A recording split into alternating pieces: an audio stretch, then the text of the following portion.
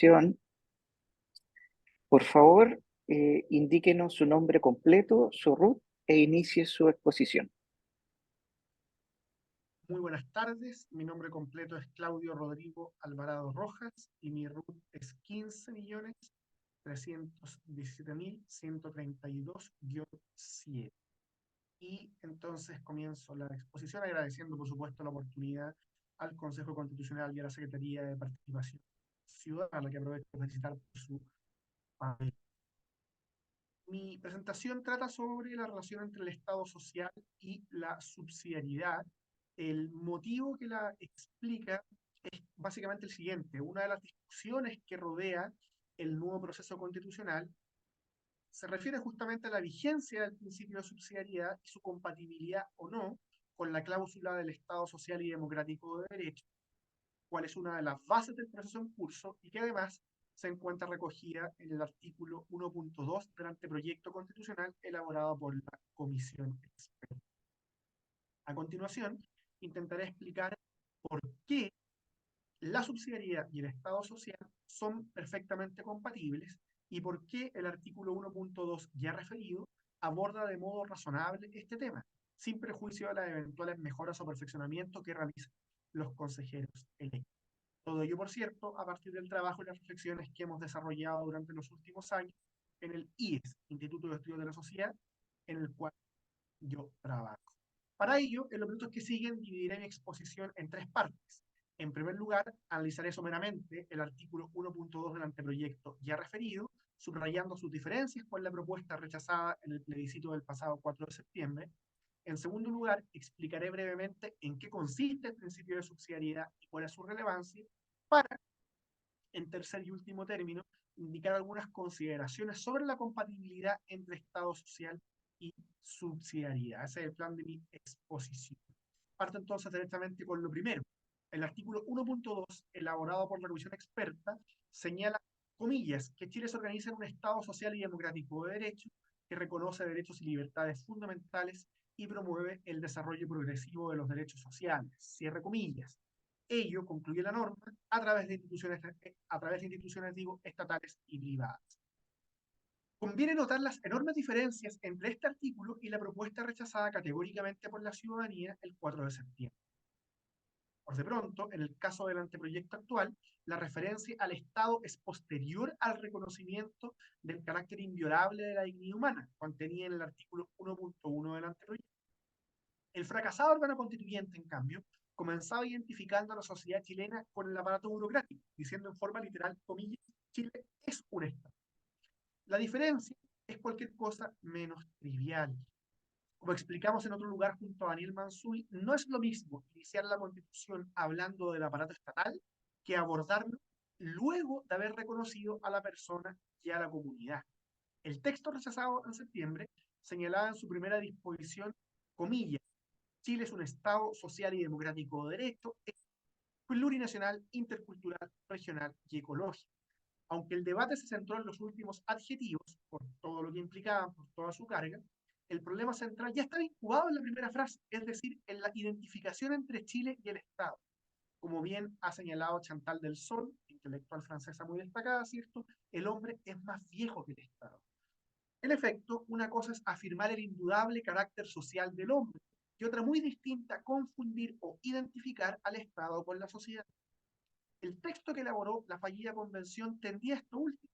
Suponía que el centro de la vida común, el centro de la vida social, reside en el aparato estatal y no en los vínculos humanos que le preceden, vínculos que esta convención derechamente desconocía o vulneraba.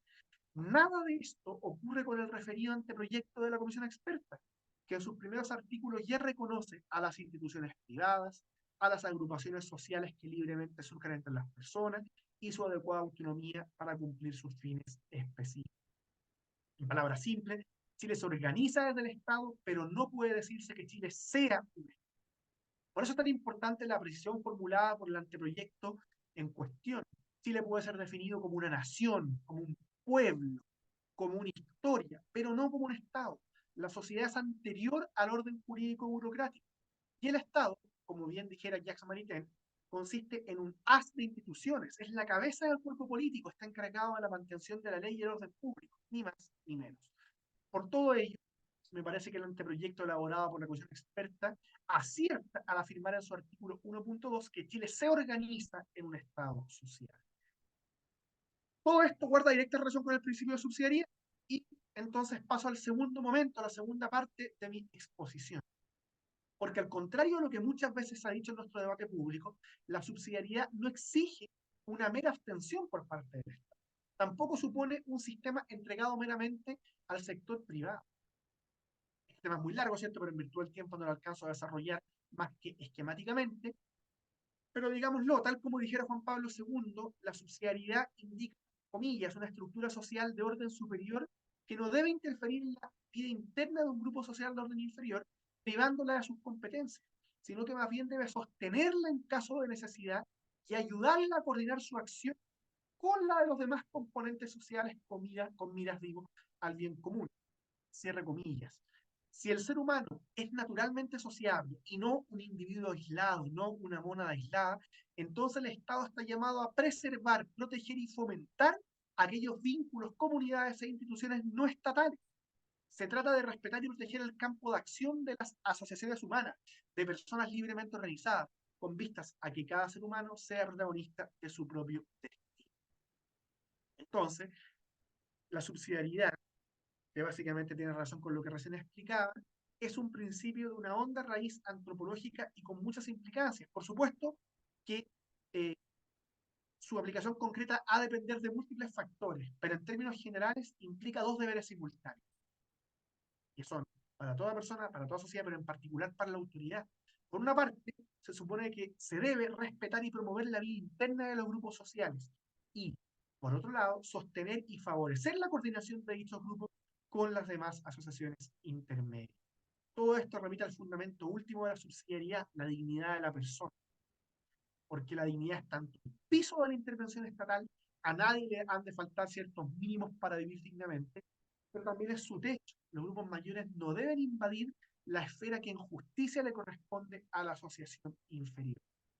Todo esto es importante, la subsidiariedad digo, es importante porque la vida social se ha vuelto cada vez más compleja y esa complejidad renueva la pregunta perenne por los casos en que una intervención estatal puede resultar injusta. También es importante porque la subsidiariedad favorece una descentralización efectiva, contribuyendo a una adecuada relación entre los distintos niveles de gobierno y ayudando a evitar la centralización excesiva del poder. Y por último, también todo esto es importante, todo esto es relevante, porque una lección de la fracasada Convención Constitucional es que hay instituciones y servicios provistos por la sociedad civil que son apreciados por los chilenos, valiosos en sí mismos, y que la subsidiariedad invita a proteger, como la educación particular subvencionada, entre tantos otros, simplemente. Con esto, y pasando al tercer y último momento de mi intervención, me parece que Don Carlos, le podemos... quedan 2 minutos. Claudio, perdón, le quedan dos Perfecto, minutos. muchas gracias. Muchas gracias. Con esto decía que podemos concluir que no hay ningún motivo para suponer que existe una contradicción entre un Estado más robusto en materia de protección social y un Estado que reconoce el valor y una Constitución que reconoce el valor de la subsidiariedad. En este sentido, urge preguntarse qué buscan impugnar en concreto los críticos de la subsidiariedad. ¿Acaso se busca debilitar libertades básicas como la asociación, enseñanza o culto? ¿Acaso se quiere restringir severamente la acción de las asociaciones intermedias, la pluralidad social? Son interrogantes que me parece, a la luz de la experiencia de la fallida convención, no pueden ser desdeñadas. Pero dicho eso, insisto, a priori no hay incompatibilidad alguna entre subsidiariedad y Estado social, entre preocupación y promoción de las asociaciones intermedias y una protección social más robusta. De hecho, un diseño que promueva el principio de subsidiariedad en su mejor versión puede ayudar a concretar el ideal de Estado social, particularmente considerando las reales capacidades y circunstancias del aparato burocrático chileno. En suma, y con esto concluyo, se puede pensar en un Estado subsidiario y social, un Estado social a la chilena, siempre y cuando, y aquí está el límite, no se busque un Estado proveedor omnicomprensivo que termine sustituyendo o ahogando a las asociaciones intermedias.